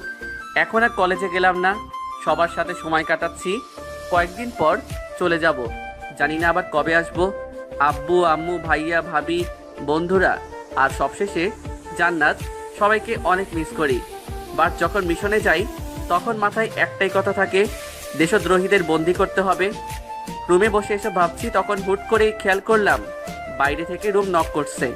বসে না থেকে উঠে গিয়ে দরজা খুলে দিতেই জান্নাত ভিতরে এসে দরজা আটকিয়ে দিল। কি করছিলি? ভাবছিলাম। কি? হাতে সময় নেই। কিসের সময়? বাসায় থাকার, পরশু চলে যেতে হবে। জানি তুই আমাকে মিথ্যা বলছিস। তোর কোনো বন্ধুর কিচ্ছু হয়নি। বল না, কই যাবে আমাকে রেখে? আমাকে নিয়ে গেলে কি হবে? সত্যি বলছি, তুই যা বলবি আমি সেটাই শুনবো, একটা কথাও বলবো না, চুপ করে থাকবো। তবুও আমাকে সাথে করে নিয়ে যা প্লিজ। খুব মনোযোগী হয়ে জান্নাতের কথা শুনছিলাম। পাগলিটার কত শখ আমার সাথে যাবে। যদি এখন বলি কোনো মিশনে যাব, তখন আমাকে রেখেই পালাবে। কি হলো, কথা বলছিস না যে? হ্যাঁ বলো। আমাকে নিয়ে যা। সরি সোনা, আমি খুব তাড়াতাড়ি ফিরে আসবো, এসে সব বলবো। এখন বললে কি হবে? আমার ক্ষতি হবে। ঘোড়া হবে। হুম। আন্টি ডাকছেন। কেন? ডিনার করার জন্য। চলো। এখানে পাপ্পি দে। যখন তুমি করে বলবে সেদিন দেব অনেকগুলো। কখনো বলবো না। আমিও দেব না। তুই দিবি না মানে? তোর বাপ দাদা সবাই দিবে। তাদেরকেই বলো। আমাকে কোনো উত্তর না দিয়ে কিছু একটা ভেবে কলার ছেড়ে দিয়ে ঢ্যাং ঢ্যাং করে রুম থেকে বের হয়ে গেল। আমিও আর না থেকে নিচে চলে আসলাম। এত সময় লাগে? তোমার বোন আসতে দিতে চাইছিল না। জান্নাত কি বলছে? না আপু, ও মিথ্যা বলছে। আর আমাকে তো অন্য একটা কথা বলছিল। আপু সত্যি, আমি ওকে কিচ্ছু বলিনি। আমি জানি কে কি রকম। জান্নাত, তুমি চিন্তা করো না, ও যেটাই বলুক না কেন, জানি ও মিথ্যাই বলবে। দেখলি আপু, তুই না থাকলেও আন্টি ঠিকই আমাকে সাপোর্ট করবে। হয়েছে হয়েছে, আর কথা বলতে হবে না, খেয়ে নাও। হুম। তারপর সবাই মিলে খাওয়া শুরু করলাম। তবে বারবার ভাইয়া আর চোখে দেখছিল, হয়তো কিছু একটা বলবে। ইশারা করে বোঝালাম, কিছু বলবি? প্রতি উত্তরে ভাইয়া মাথা ঝাঁকিয়ে না উত্তর দিল। আর কিছু না ভেবে খাওয়া শেষ করে রুমে চলে আসলাম। শুয়ে শুয়ে ফোনে ম্যাপ দেখছি, তখন দরজা নক করা শব্দ পেয়ে উঠে গিয়ে দরজা খুলে দিতেই দেখি ভাইয়া। ভাইয়ার সাথে বিছানার উপর বসে বললাম, কিছু। তুই মারলি কেন? সরি বাবু, তুমি ওসব কথা বলতেই মেজাজ খারাপ হয়ে যায়, তাই মেরে দিয়েছি, সরি। সরির গুষ্টি। রুমে গিয়ে ঘুমাও। এখানেই ঘুমাবো, আর সাথে তোকে নিয়ে। দেখো জান্নাত, তোকেই দেখছি। যাও না। চল কুত্তা। ধাক্কা দিয়ে বিছানার উপর ফেলে দিয়ে আমাকে শক্ত করে জড়িয়ে ধরলো। জান্নাত প্লিজ রুমে যাও। চুপ থাক শালা, এখন আমরা বাসর করব। নাউজুবিল্লাহ, বিয়ের আগে এসব করলে আল্লাহ পাপ দেয়। ওলে আমার ভালো মানুষ রে, চেনা আছে তোকে। ভালোই তো। এদিকে দেখ। কি? অনেক ভালোবাসি তোকে। ভালোবাসি টু পাগলি। আমাকে নিয়ে ঘুমাতে তোর খারাপ লাগছে তাই না? কখন বললাম? তাহলে জড়িয়ে নিচ্ছ না কেন? নাকি আমি খারাপ বলে? এত ইমোশনাল হওয়ার কি দরকার আছে? এখনই ধরছি। জান্নাতকে শক্ত করে ধরতেই পাগলি বুকের মাঝে মাথা লুকিয়ে চুপ করে রইল। মাথায় একটা চুমু দিতেই জান্নাত বলল, আর একটা এখানে। কোনো দরকার নেই। আমার দরকার আছে। একদম না। আমার কথার কোনো জবাব না দিয়ে দুজনের ঠোঁট এক করে নিল। কিছু সময় এভাবে চলার পর জান্নাতকে রেখে দাঁড়িয়ে গেলাম। কি হলো? তুমি ঘুমাও, আমি অন্য রুমে আছি। তুই ঘুমাবি কিনা বল। না। তোর বাপ ঘুমাবে শালা। জোর করে টানতে টানতে বিছানার উপর নিয়ে গিয়ে ঘুমানোর জন্য বলল। অনেকটা বাধ্য হয়েই ঘুমাতে হলো। অনেকটা সময় শুয়ে থাকার পর লক্ষ্য করলাম জান্নাত ঘুমিয়ে গেছে। মায়াবী মুখটা আবারও খুব কাছে থেকে দেখতে পাচ্ছি। গালের উপর হাত দিয়ে স্পর্শ করতেই হালকা নড়ে উঠল। কপালে একটা চুমু দিয়ে শক্ত করে জড়িয়ে নিয়ে ঘুমিয়ে গেলাম। পরের দিন কোনো রকমে পার করে রাত ৩টার সময় তৈরি হলাম। আবু সাইদকে মারা এবং দেশকে রক্ষা করার জন্য যেতেই হবে। রুম থেকে কিছু জিনিস ব্যাগে তুলে বাইরে তাকালাম। না, বাইরে কেউ নেই। এটাই সুযোগ বাসা থেকে বের হওয়ার। কাঁধে ব্যাগ আর হাতে জুতা নিয়ে আস্তে আস্তে বাসার বাইরে চলে আসলাম। খুব দ্রুত জুতা পরে রওনা দিব, তখনই পেছন থেকে শুনলাম, সাবধানে যাস। এত রাতে? অপেক্ষায় ছিলাম। সবার খেয়াল রাখিস, আর জান্নাত যেন পাগলামি না করে। খেয়াল রাখিস ভাই। আল্লাহ হাফেজ। আর পিছে ফিরলাম না। একটা মায়া সবার সাথে থাকতে বলে, কিন্তু সেটা সম্ভব না। দৌড়ে বাস স্টপে চলে আসলাম। Captain come on. গো নাও। চলো এখন। এক মুহূর্ত দেরি না করে গাড়ি স্টার্ট করা হলো। আগে থেকে প্ল্যান করা ছিল আমায় এভাবে নিয়ে যাওয়া হবে, বাট কোনো নির্দিষ্ট টাইম ছিল না। কি অবস্থা ক্যাপ? গুড। তোমাদের কি অবস্থা? ওয়াল গুড। আর আবরাম? কখন আসা হয়েছিল? একটাই আসছিলাম। অনেকদিন পর আবারও টিমমেটদের সাথে মিলে ভালো লাগলো। সবাই টুকটাক কথা বলছিলাম। আর হ্যাঁ, আবরাব নিজেও আর্মিতে আছে। যদিও ওর কোনো প্ল্যান বা ইচ্ছা আর্মিতে ছিল না, বাট ওকে টিমের কথা বলাতেই রাজি হয়ে যায়। গত মিশন মানে আন্ডারডগকে মারার সময়টাই আবরাবের প্রথম মিশন ছিল, বাট তার আগে তাকে অনেক প্রশিক্ষণ দেওয়া হয়েছে। সবাই মিলে কথা বলতে বলতে ক্যাম্পে চলে আসলাম। ক্যাম্পে এসে প্রথমেই ড্রেস পরে নিলাম। ক্যাব, হ্যাঁ ইপ্তি বলো। এখন আর সময় নেই, কিছু সময় পর মেজর আসবে। এত ভোরবেলা? হ্যাঁ। অন্যরা কোথায়? সবাই প্রস্তুত হচ্ছে। Give me 3 minutes. ওকে। ইপ্তি তাম্বুরের বাইরে যেতে যতটা দ্রুত সম্ভব সবকিছু গুছিয়ে নিয়ে বাইরে আসলাম। টিমমেটদের সবাইকে একসাথে দেখে এক চিলতে হেসে বললাম, উই অল রেডি বয়েস। Yes captain. ক্যাপ মেজর যেতে বলছে। হ্যাঁ চলো। সেখানে আর দাঁড়িয়ে না থেকে সবাই মিলে মেজর স্যারের কাছে আসলাম। Welcome back captain. Thank you sir. চলো কর্নেলের কাছে। জি স্যার। মেজর স্যারের সাথে কর্নেল কাছে যেতে লাগলাম। কেমন কাটলো দিন? এই তো স্যার। পরিবার থেকে কিছু বলেনি বিয়ের দিন হুট করে হারিয়ে যাওয়ার জন্য? কম বেশি সবাই বলেছে, বাট স্যার ওটাই আমার জন্য একদম সঠিক সময় ছিল। জান্নাত কিন্তু অপমান করে, ভালোই করে। কত সুন্দর একটা উপায় পেয়ে যাও। সাথে থাকলে বুঝতেন স্যার। আর তোমাদের কি অবস্থা? বেকার বলে গার্লফ্রেন্ড গত পরশু ছেড়ে গিয়েছিল। বললে পারতে। বলার আগেই কল দিয়ে বললো তাড়াতাড়ি জব খুঁজতে। মেজর স্যারের সাথে কথা বলতে বলতে আসলাম। ভাবছেন মেজরের সাথে এমন করে কথা বলে নাকি? হ্যাঁ আমরা বলি, তবে শুধুমাত্র সিনহা স্যারের সাথে। সবার থেকে সিনহা স্যার একদম বন্ধুসুলভ। কম বেশি সব কথাই স্যারকে সবাই মিলে শেয়ার করি। স্যার নিজেও ওনার জীবনের মজার কথা আমাদের বলে হাসি খুশি রাখার চেষ্টা করে। কর্নেল স্যারের কাছে আসতেই সবাই দাঁড়িয়ে গেলাম। কেমন আছো সবাই? Good sir. মিশনের জন্য প্রস্তুত? Yes sir. Look this map. বড় একটা ম্যাপ টেবিলের উপর টান করলো। থানচি এবং নাফাকুম জলপ্রপাত থেকে দুটো নদী বেয়ে আসছে। এখান থেকে শুরু করে সোজা মিলিত হয়েছে শঙ্খ নদীতে। সেখান থেকে 300 মিটার দূরে অবস্থিত সাইডার প্রোডাকশনের জন্য পথ।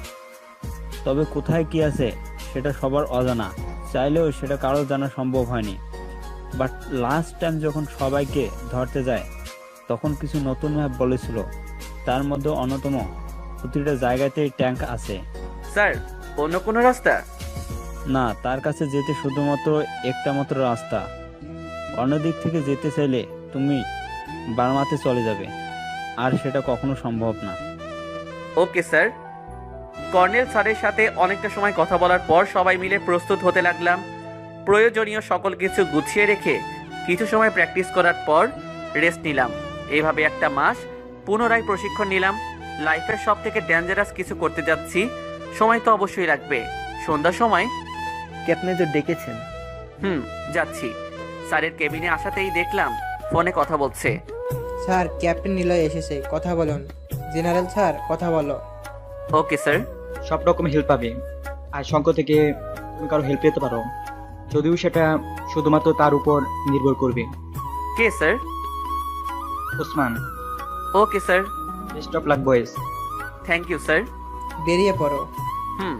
মেজর স্যারের কেবিন থেকে বের হয়ে বন্দুকের জন্য বেল্ট এবং বুলেট প্রুফ জ্যাকেট সবাই পরে নিলাম। 12 জন সৈন্য উড়োজাহাজে উঠে সবাই নিজ নিজ সিটে বসতেই উঠতে শুরু করে দিল। অনেকটা সময় যাওয়ার পর পাইলট প্রস্তুত হতে বলল। সবাই সবার বন্দুকে বুলেট তুলে নাও। বাট এখনো কেন? নিচে কোথায় কখন বিপদ লুকিয়ে আছে কে জানে। ফার্স্ট করো সবাই, আর সাথে নাইট ক্লাস করে নিবে।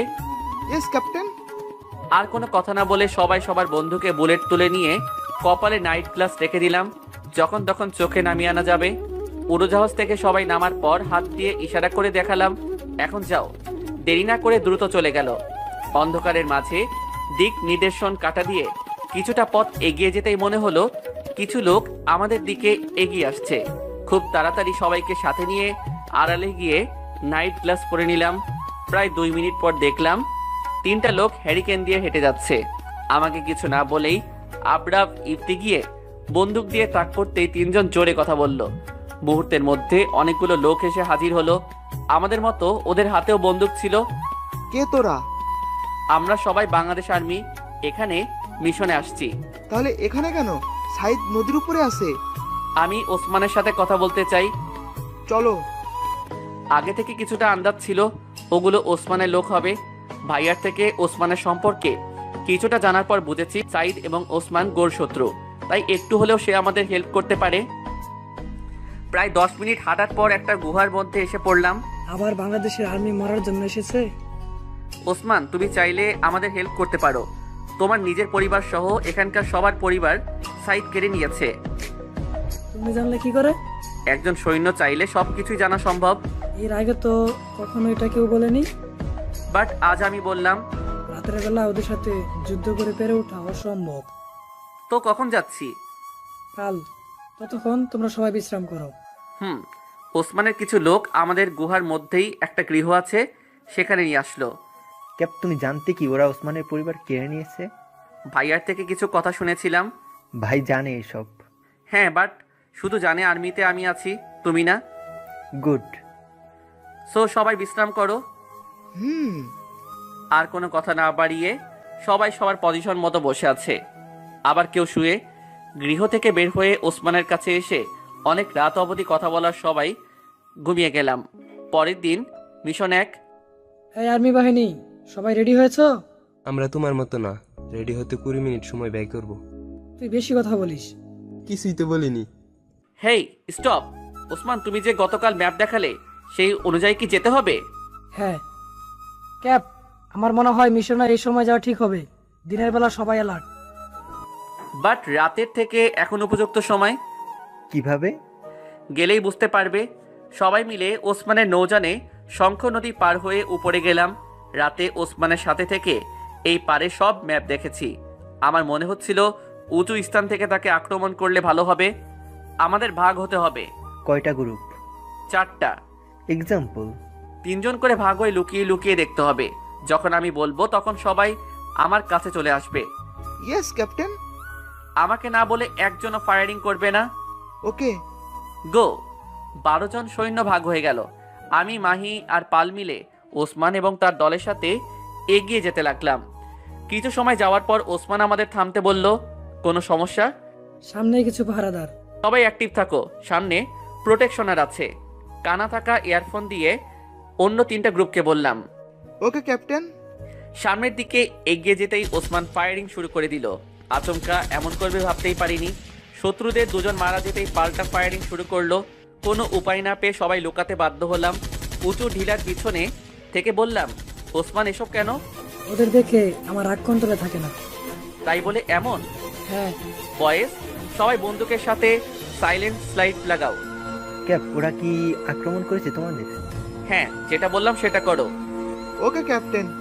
কান থেকে হাত সরিয়ে সবাইকে ইশারা করে বললাম ফায়ার করতে। এক মুহূর্ত দেরি না করে সবাই ফায়ার শুরু করে দিল। যখন দেখলাম জঙ্গি দল একজোট হয়েছে, তখনই গ্রেনেড বের করে ছুড়ে দিতেই সব শান্ত হয়ে গেল। সবাই যেন একটা হাত ছেড়ে বাঁচল। লক্ষ্য করে দেখলাম ওসমানের দলের মধ্যে কেউ কেউ গুরুতর আঘাত পেয়েছে। তোমরা ফিরে যাও। ঠিক আছে। ওসমানের কথাতে আঘাত পাওয়া ব্যক্তিদের সাথে আলাদা করে আরো 2 জন চলে গেল। সামনের দিকে এগিয়ে গিয়ে গ্রুপের সাথে মিলিত হলাম। কিছু পেলে? না, বাট কয়জনকে পালিয়ে যেতে দেখেছিলাম, তাই কোনো উপায় না পেয়ে ফায়ার করেছি। ভালো করেছিস, তা না হলে সাহিদ জেনে যেত। হয়তো খুব তাড়াতাড়ি জেনেও গেছে। সামনে যাওয়া যাক। সবাই মিলে আস্তে আস্তে এগিয়ে যেতে লাগলাম। এখানে পায়ে পায়ে বিপদ, কখন কি হয়ে যায় সব অনিশ্চিত। খানিকটা পথ যাওয়ার পর ওসমান আমাদের সবাইকে উদ্দেশ্য করে বলল, আর একটু সামনে গেলে বোঝা যাবে আমরা পাহাড়ের উপরে আছি। কিন্তু সাইদ যদি আমাদের এই অবস্থায় দেখে ফেলে তাহলে ট্যাঙ্ক দিয়ে হামলা করবে। সেটার জন্য অন্য কিছু আছে। ক্যাপ, ওদের আসতে বলো। সামনের দিকে যেতে যেতে পাইলটকে নক দিলাম। কোথায় তোমরা? তোমার থেকে 1 মাইল দূরে অবস্থান করছি। চলে আসো। নেটওয়ার্ক ব্যস্ত অন করো। কাইপ টাওয়ার বানাও। ওকে। আরো একটু এগিয়ে গিয়ে ওসমানের কথার মান বুঝলাম। যেটা বলেছিল সেই রকমই। আমাদের কোনো কথা না বলে আগের বারের মতো এখনো ওসমান এবং ওর দলের সব মেম্বার ফায়ারিং শুরু করলো।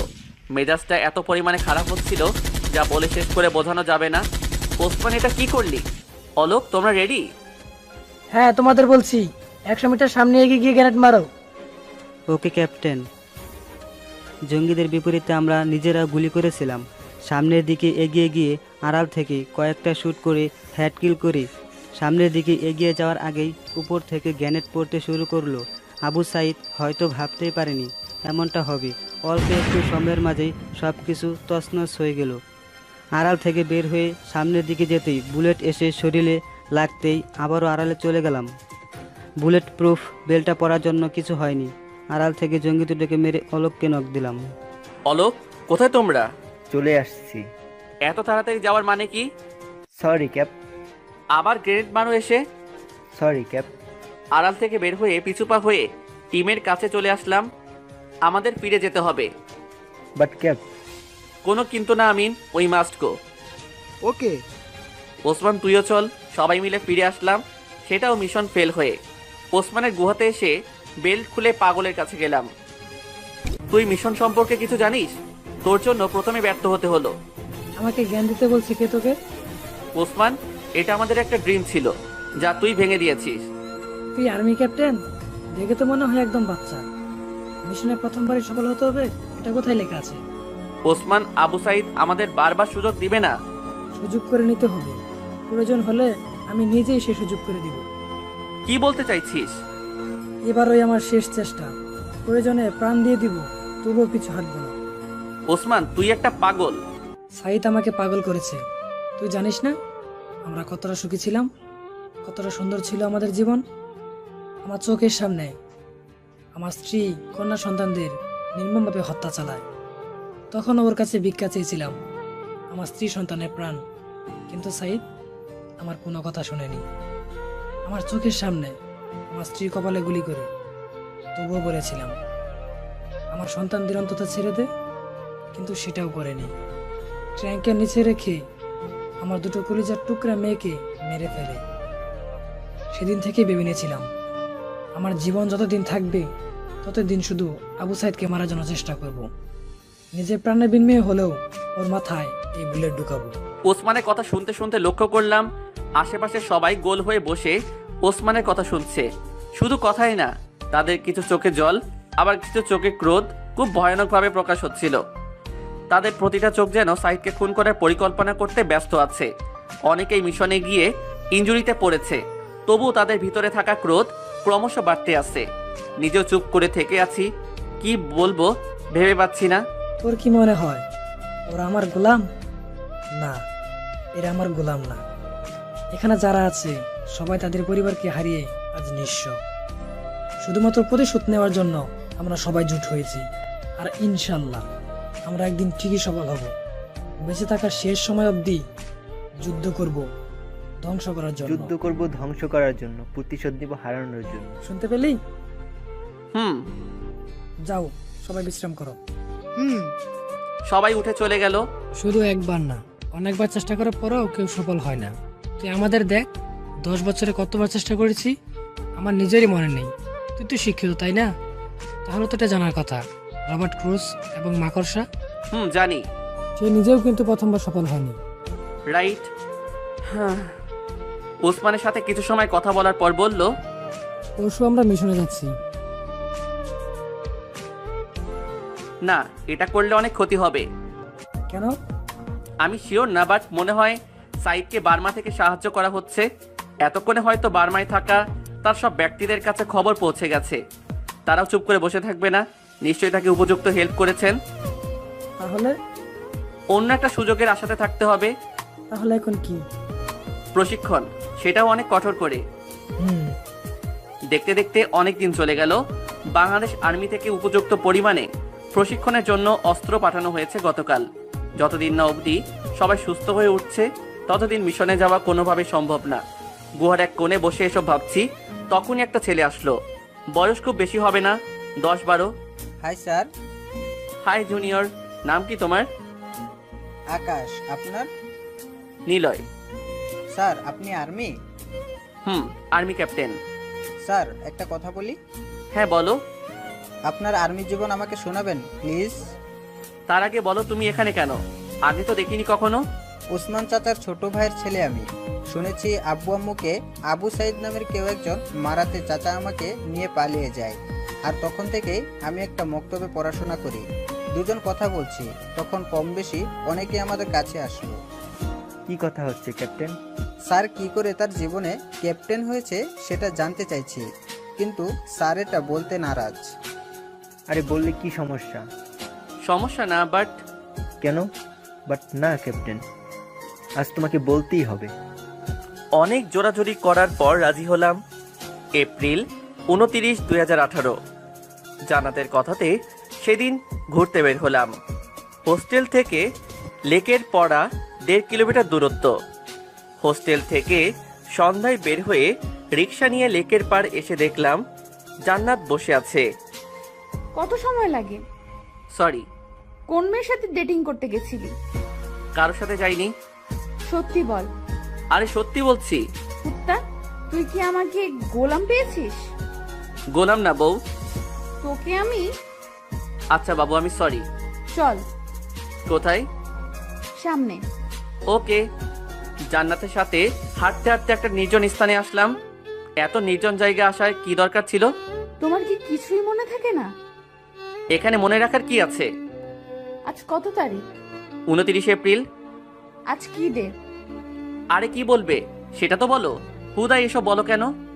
তোকে এখানে আনাটাই আমার ভুল হয়েছে। প্লিজ বলো না আজ কি?